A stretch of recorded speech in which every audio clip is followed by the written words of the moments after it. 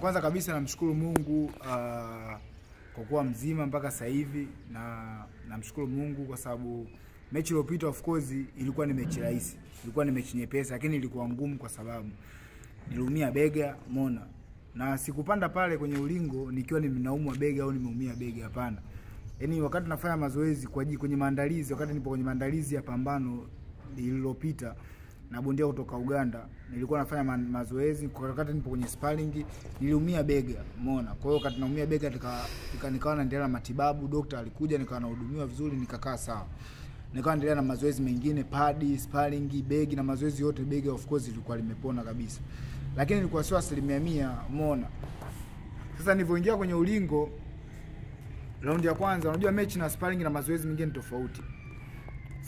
Mechi lazima utumie nguvu kubwa kupigana, nguvu kubwa kupata ushindi. Sasa kati nimeanza raundi ya kwanza nimepiga left hook kwa nguvu, vibega likastuka tena kama nilivyokuwa nimeumia mara ya kwanza, umeona. Lakini kwa sababu nilikuwa kwenye matibabu na nilihisi kabisa nimeshapona, kwa hiyo siwezi kuachia eti kwamba nimeumia bega, siwezi kuendelea, nitacheza siku nyingine, hapana. Yaani ukishaanza kupigana ukishaanza vita ujue umeanza vita. Kwa hiyo nimejitahidi uwezo wangu wote kuhakikisha kwamba ushindi unabaki. Iwe kwa mkono mmoja, iwe kwa nini, lakini nimepambana, nimepigana.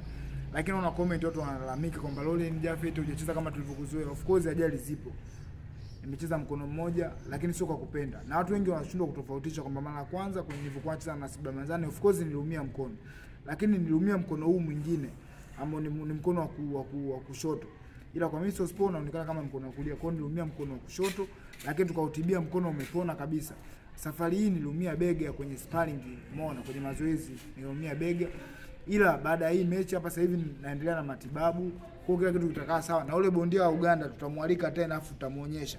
Kwa sababu kwenye mechi hii KO ilikuwepo na mashabiki zangu ni watoe wasiwasi kwamba hapa KO ilikuwepo na tutamwalika tena, na hapa ushindi tu. Ushindi tu. Hapa hamna ushindi wa kubebwa hapa.